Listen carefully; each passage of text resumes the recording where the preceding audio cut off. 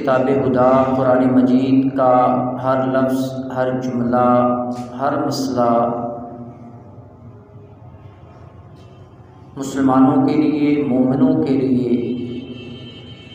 باعث ہدایت، باعث رحمت، باعث برکت، باعث شرف اور باعث عزت ہے۔ تعلق بالقرآن یہ مسلمانوں کی صفت ہے۔ قرآن کریم کے ساتھ تعلق کا مضبوط ہونا گویا کہ مخلوق کا اپنے خالق کے ساتھ تعلق کا مضبوط ہونا ہے۔ سورۃ الجاثیہ 25ویں پارے کی آیت نمبر 14 میں رب تعالیٰ فرماتے ہیں کہ قل، اے پیارے محبوب فرما دیجئے، للذین آمنوا، ایمان والوں کو فرما دیجئے، کہہ دیجئے، حکم دیجئے کہ یغفروا، کہ آپ مومن ہیں، آپ حکم دیجئے کس چیز کا؟ کہ درگزر کرنا ہے آپ نے۔ درگزر کرنے کا حکم اللہ تعالیٰ نے مومنین کو دیا ہے، اور اللہ تعالیٰ نے مسلمانوں کو جو درگزر کرنے کی تلقین اور تعلیم دی ہے یہ نبوت کی زبان سے دلوائی ہے۔ بہت سے مسائل ہیں جن کے شروع میں اللہ تعالیٰ نے خود ہی فرما دیا ہے کہ یا ایھا الناس، یا کہہ دیا یا ایھا الذین آمنوا، اے لوگو، اے ایمان والو، یہ کام کرو، یہ کام نہ کرو۔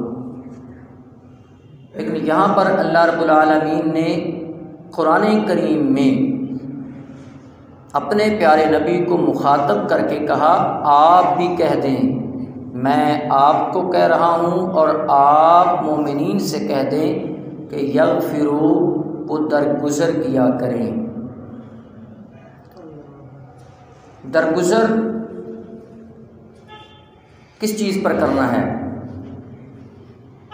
عمومی طور پر یہ ہوتا ہے، آپ نے بھی بہت سے دروس، خطبات، تقاریر سنی ہوں گی۔ جس درس کا، جس تقریر کا موضوع درگزر ہوتا ہے اس میں اکثر طور پر یہی بتایا جاتا ہے کہ ہم نے ہر ایک کو معاف کرنا ہے، ہم نے ہر وقت جھکنا ہے، ہم نے ہر وقت ہر انسان کو ہر بات پر معاف کر دینا ہے۔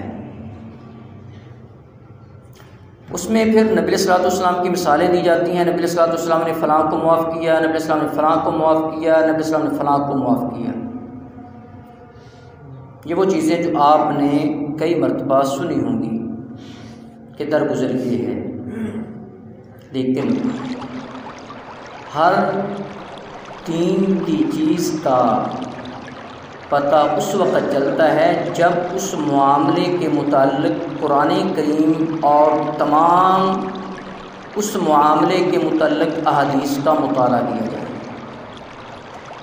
یاد رکھیے درگزر ہر جگہ پر نہیں ہے، ہر جگہ پر دوسرے کو معاف کرنا نہیں ہے۔ درگزر کہاں پہ ہے؟ معاملہ میرا ہو، کوئی مجھے گالی دیتا ہے، کوئی میری ذات کے بارے میں کیچڑ اچھالتا ہے، کوئی میری ذات کے بارے میں برا بھلا کہتا ہے، کوئی میری غیبت کرتا ہے، کوئی میری چغلی کھاتا ہے، اس کا اختیار میرے پاس ہے کہ میں درگزر کر دوں، معاف کر دوں۔ لیکن جب معاملہ آ جائے اللہ تعالیٰ کے احکامات کا، جب معاملہ آ جائے نبی علیہ الصلوۃ والسلام کی عزت کا، پھر اس جگہ پر درگزر نہیں کیا جاتا۔ ہمارا مزاج الٹ ہو چکا ہے۔ معاملہ ذات کا ہے، میں کہتا ہوں تینوں نہیں چھٹنا ہوں میں۔ معاملہ ہو میرے والد کو گالی دے، میرے بھائی کو گالی دے، میری بہن کو گالی دے، میں کہتا ہوں کہ زندگی بس ٹھیک ہے لیکن تجھے نہیں چھوڑوں گا، میں زندہ رہوں یا نہ رہوں لیکن تیرا کام تمام کر دوں گا۔ معاملہ ہو اللہ اور اللہ کے رسول کے دین کا، وہاں پر ہم مصلحت کا شکار ہو کر کہتے ہیں درگزر کرنا چاہیے، نبی علیہ الصلوۃ والسلام معاف کیا کرتے تھے۔ اور درگزر کے معاملے میں جتنی بھی مثالیں دی جاتی ہیں نبی علیہ الصلوۃ والسلام کی، وہ کون سی مثالیں دی جاتی ہیں؟ مکی زندگی کی۔ اس میں کوئی شک نہیں، مکی زندگی میں آپ نے درگزر سے کام لیا ہے، اور مکی زندگی میں جتنے بھی آپ کے مخالف تھے وہ اکثر طور پر آپ کی ذات کے مخالف تھے، ذاتی طور پر اذیت دینے والے تھے، خواہ وہ جسم کے اوپر اوجڑی پھینکنے والے ہوں، آپ کے راستے میں کانٹے بچھانے والے ہوں، کوئی بھی اس طرح کا معاملہ ہو، ذاتی معاملات تھے۔ لیکن مکی زندگی سے درگزر کا پہلو تو نکال دیا جاتا ہے، لیکن اسی نبی کی مدنی زندگی بھی ہمارے لیے سیرت ہے۔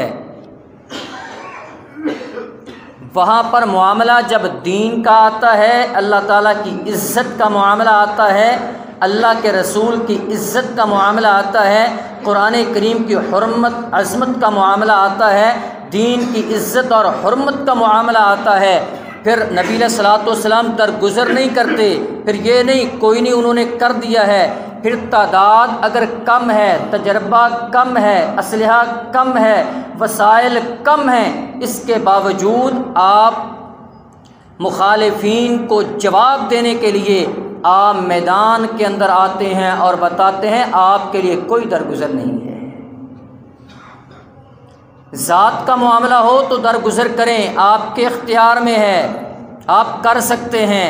معاملہ دین کا ہو، آپ کے سامنے اللہ کو کوئی گالی دے، شرک کر کے گالی دے، اور کیا نبی علیہ الصلوۃ والسلام کی توہین کرے، کس انداز سے؟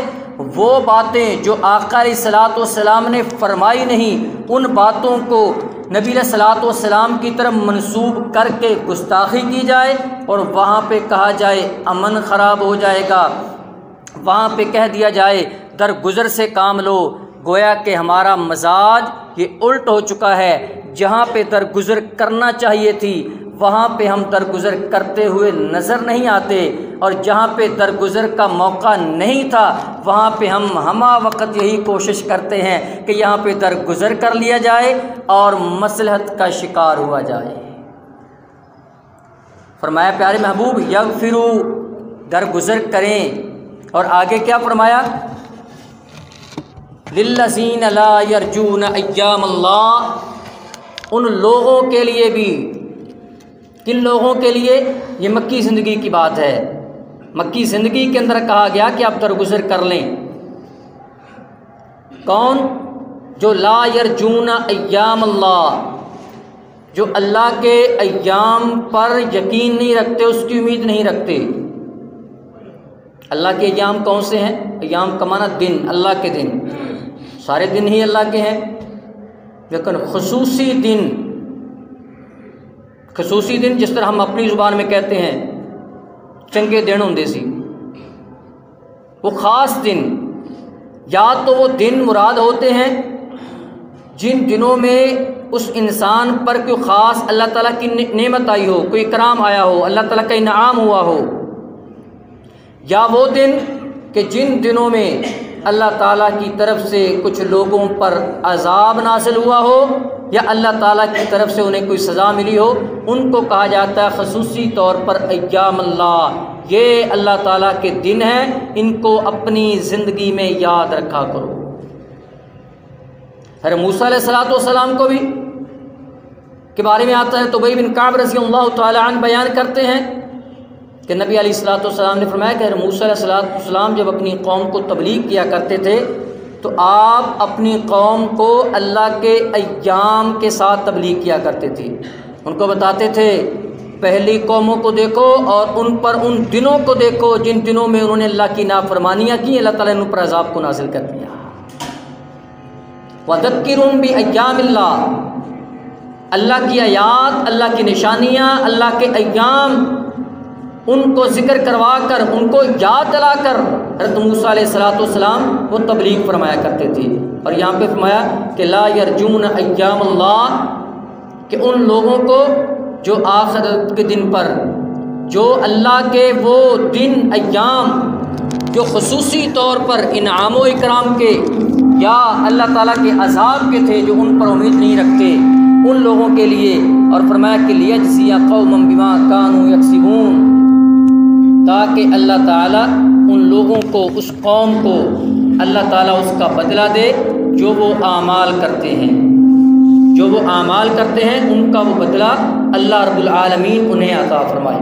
اس کے بعد اللہ رب العالمین نے حضرت موسیٰ علیہ السلام کی جو قوم بنی اسرائیل، ان کا ذکر کرتے ہوئے اللہ تعالیٰ نے فرمایا وَلَقَدْ آتَيْنَا بَنِي إِسْرَائِيلَ الْكِتَابَ. بنی اسرائیل یہ وہ قوم ہے جس پر اللہ رب العالمین نے باقی قوموں کی بنسبت سب سے زیادہ انعام کیے ہیں اور سب سے زیادہ بغاوتیں بھی انہوں نے کی ہیں. سب سے زیادہ انعام بھی بنی اسرائیل پر اور سب سے بڑے گناہ بھی وہ بنی اسرائیل نے کیے ہیں.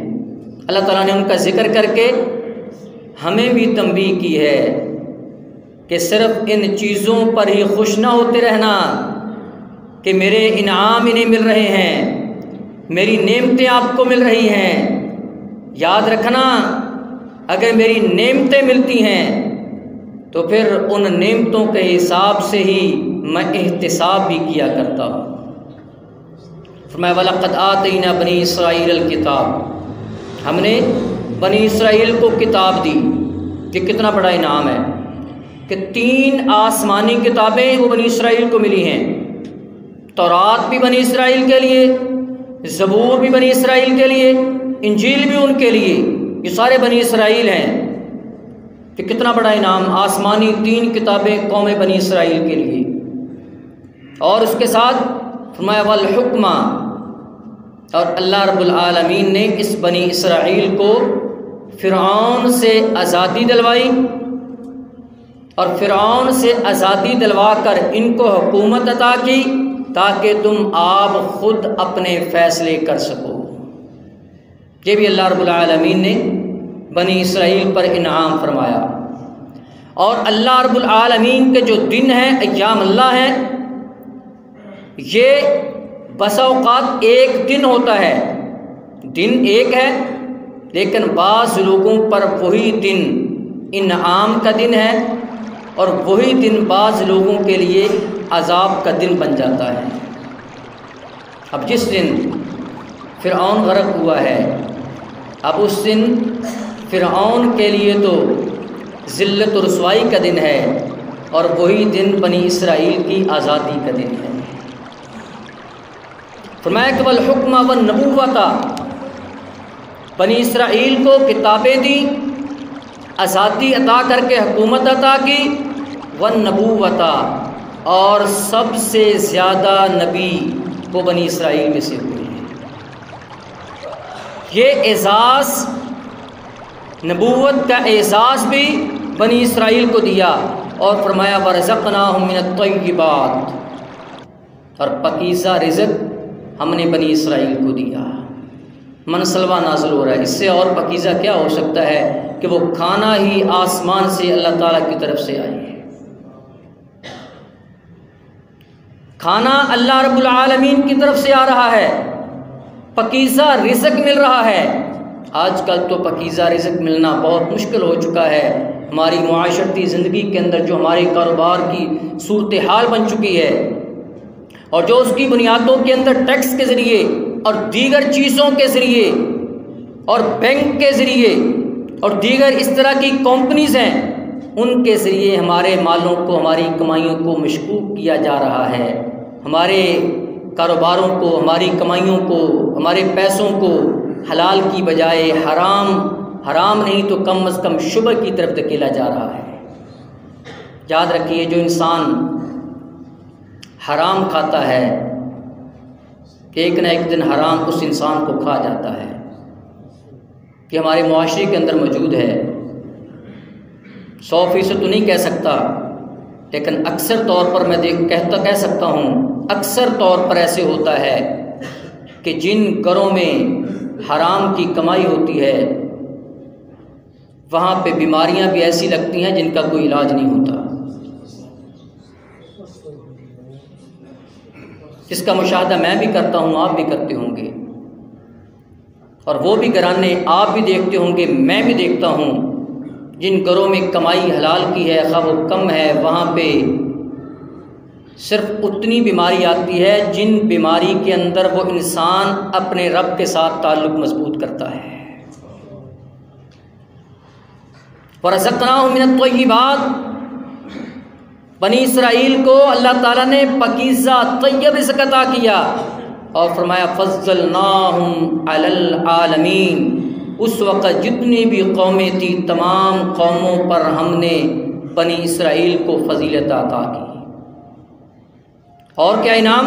فرمایا وَآتَيْنَاهُمْ بَيِّنَاتٍ مِّنَ الْأَمْرِ، ہم نے دین کے دلائل دیے کہ یہ دین کے دلائل ہیں، جو دین سچا ہے، حق پر ہے، یہ اس کے بینات ہیں، یہ اس کے دلائل ہیں، لیکن انہوں نے کیا کیا؟ فَمَا اخْتَلَفُوا إِلَّا مِن بَعْدِ مَا جَاءَهُمُ الْعِلْمُ بَغْيًا بَيْنَهُمْ۔ علم آ چکا تھا، کتابیں آ چکی تھیں، بتا دیا گیا تھا کرنا کیا ہے، دنیا کیا ہے، یہ بھی بتا دیا گیا، عبادت کس کی کرنی ہے، کیسے کرنی، ہر چیز بتا دی گئی، علم آ گیا۔ لیکن علم آ جانے کے بعد انہوں نے پھر اختلاف کرنا شروع کر دیا، اور اختلاف اس نوعیت کو پہنچ گیا کہ وہ اختلاف نہیں رہا، بلکہ اختلاف وہ خلاف بن گیا۔ اختلاف اور چیز ہے، خلاف اور چیز ہے۔ اختلاف کچھ حد تک جائز اور درست ہے۔ اختلاف گھر میں بھی ہو سکتا ہے، 5-6 افراد ہیں، ان کی سوچ مختلف ہے، چیزوں کے بارے میں، کپڑوں کے بارے میں، جوتوں کے بارے میں، کھانا پکانے کے بارے میں مزاج مختلف ہیں، ان کی سوچیں مختلف ہیں، ان چیزوں میں اختلاف ہو سکتا ہے۔ ہر چیز میں اختلاف نہیں ہو سکتا۔ جو قرآن نے کہہ دیا اس میں اختلاف نہیں ہو سکتا، جو اللہ تعالیٰ کی توحید ہے اس میں اختلاف نہیں ہو سکتا، جو اللہ کے نبی نے کہہ دیا اس میں اختلاف نہیں ہو سکتا۔ جو اللہ کے دین میں اختلاف کرنے کی کوشش کرتا ہے وہ اختلاف نہیں، وہ خلاف بن جاتا ہے۔ خلاف کسی درجے میں بھی اس کی حوصلہ افزائی نہیں کی جا سکتی۔ اختلاف یہ اس کا ایک پیرامیٹر ہے، اس پیرامیٹر کے اندر اگر اختلاف ہے تو وہ جائز ہے۔ امام شافعی رحمۃ اللہ علیہ ہیں، ان کے ساتھ اختلاف ان کے شاگردوں نے کیا ہے۔ اب تو 1200-1300 سال ہو چکے ہیں، آج کوئی اختلاف کرتا ہے وہ اور بات ہے۔ امام شافعی کے ساتھ اختلاف بہت سے مسائل میں، سینکڑوں مسائل میں امام شافعی کے شاگردوں نے کیا ہے۔ امام ابو حنیفہ رحمۃ اللہ علیہ ان کے بہت سے مسائل کے ساتھ ان کے شاگردوں نے ان کی زندگی میں اختلاف کیا ہے۔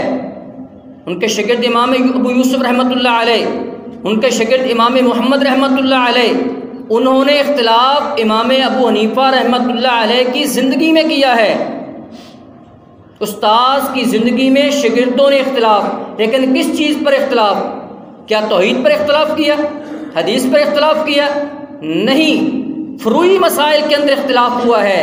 اور امام ابو حنیفہ رحمۃ اللہ علیہ نے شاگردوں کے اختلاف کے باوجود کبھی شاگردوں کو برا نہیں کہا کہ آپ اختلاف کیوں کرتے ہو۔ اختلاف ہو جاتا ہے، لیکن جہاں آ جائے معاملہ قرآن کا، جہاں معاملہ آ جائے حدیث کا، تو وہاں پر پھر اختلاف نہیں ہوتا. جو اختلاف وہاں پہ کرتا ہے وہ خلاف ہوتا ہے، وہ تعصب ہوتا ہے، وہ ضد اور ہٹ درمی ہوا کرتا ہے. عموماً یہ ہوتا ہے کہ جہاں پر دو لوگوں کا اختلاف ہو وہاں پہ کہا جاتا ہے ایک آدمی درست ہے، سچ پہ ہے، ایک باطل پہ ہے. یہ عمومی ہے، لیکن یہ بھی ضروری نہیں ہے. بہت سے معاملے ہیں جہاں پہ دو لوگوں میں اختلاف ہوا، ایک سچ پہ ہے اور ایک باطل پہ ہے، ایک حق پہ ہے ایک باطل پہ ہے، ایک درست راستے پر ہے ایک باطل راستے پر ہے. یہ عموم ہے. لیکن بسا اوقات معاملہ ایک ہوتا ہے، دو لوگوں میں اختلاف پڑ جاتا ہے ایک ہی چیز کے بارے میں، ایک ہی معاملے کے بارے میں، اور وہ دونوں درست ہوتے ہیں. چیز ایک ہے، معاملہ ایک ہے، مسئلہ ایک ہے، اختلاف کرنے والے دو، ان کے نظریات مختلف، اس کے باوجود وہ دونوں حق پر ہیں. میرے پاس پانی کا گلاس، اس میں آدھا گلاس پانی ہے، آدھا گلاس پانی کا ہے. میں کہتا ہوں یہ آدھا گلاس بھرا ہوا ہے. میرا مخالف اختلاف کرنے والا وہ کہتا ہے یہ گلاس آدھا خالی ہے. میں کہتا ہوں آدھا گلاس بھرا ہوا ہے، وہ کہتا ہے آدھا گلاس خالی ہے. اختلاف ہو گیا. اس اختلاف میں جھوٹا کون؟ کوئی بھی نہیں. میں درست ہوں کیونکہ آدھا گلاس پانی ہے اس میں. مجھ سے اختلاف کرنے والا وہ کہتا ہے آدھا گلاس خالی ہے، وہ بھی درست ہے، میں بھی درست ہوں. میں اپنے ہاتھ پر کاغذ پر 6 لکھتا ہوں، میں اس طرف سے پڑھتا ہوں وہ 6 ہے. مجھ سے اختلاف کرنے والا وہ ادھر سے پڑھ رہا ہے، وہی ہندسہ پڑھ رہا ہے، وہ کہتا ہے یہ 9 ہے. درست وہ بھی ہے، درست میں بھی ہوں. وہ اپنے مزاج سے پڑھ رہا ہے، وہ اپنی سائڈ سے پڑھ رہا ہے. ہندسہ ایک ہے، میں اپنی سائڈ سے پڑھ رہا ہوں. دونوں درست ہیں. ہر جگہ پر ضروری نہیں کسی مسئلہ میں اختلاف ہو جائے دونوں کو غلط کر دیا جائے دلائل کی بنیاد پر، براہین کی بنیاد پر. اور بسا اوقات یہ ہوتا ہے ایک مسئلہ میں اختلاف ہوا، دو لوگ اختلاف کرنے والے ہیں، دونوں کے نظریات مختلف ہیں، اس کے باوجود دونوں ہی غلطی پر ہیں. ضروری نہیں ہے کہ ایک سچا ہو ایک غلط ہو، ضروری نہیں ہے کہ دونوں ہی درست ہوں، یہ بھی ممکن ہے کہ دونوں غلط ہوں.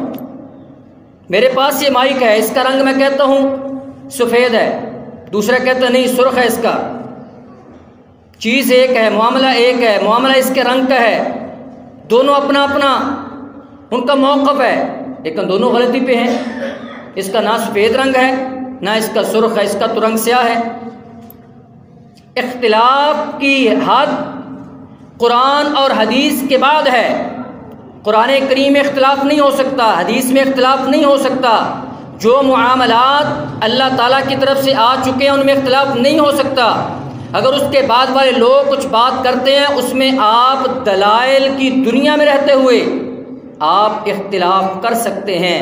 لیکن اگر اختلاف تعصب کی بنیاد پر ہے، اگر اختلاف ہٹ درمی کی بنیاد پر ہے، اگر اختلاف اس بنیاد پر ہے کہ جو میں نے موقف بنا لیا ہے میں نے اس کو سچ ثابت کرنا ہے خواہ میں 100 جھوٹ بولوں، پھر وہ ہے بغیم بینہم، وہ سرکشی ہے، وہ بغاوت ہے. اس کی حوصلہ افزائی نہیں بلکہ دین اسلام اس کی حوصلہ شکنی کرتا ہے.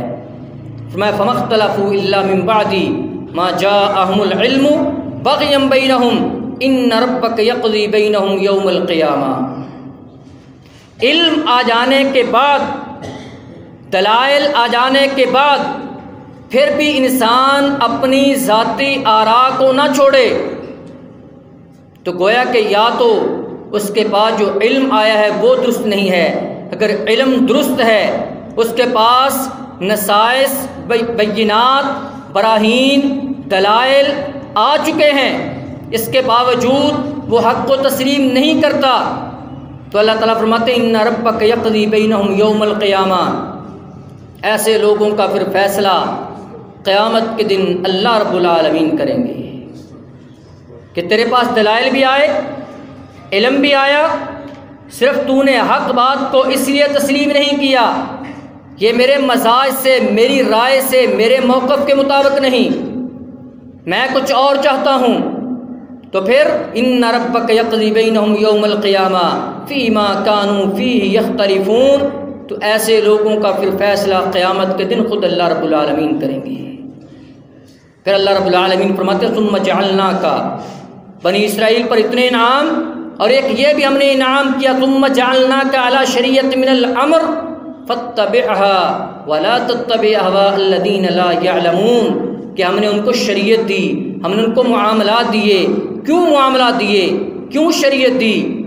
ہم نے شریعت اس لیے دی کہ فاتبعها، اس کی پیروی کرنی ہے، ولا تتبع اهواء الذین لا یعلمون، خواہشات کی پیروی نہیں کرنی، اپنے مزاج کو نہیں دیکھنا، اپنی آراء کو نہیں دیکھنا، اپنے معاملے کو نہیں دیکھنا، اپنے فائدے کو نہیں دیکھنا میرا کس میں فائدہ ہے، بلکہ فاتبعها، جو شریعت، جو دین آسمان سے نازل ہوا ہے اس کی پیروی کرنی ہے، اس شریعت، اس دین کے مطابق زندگی بسر کرنی ہے، اپنی خواہشات کو اس دین اسلام کے تابع کرنا ہے، دین اسلام کو خواہشات کے تابع کرنے کی کوشش نہیں کرنی۔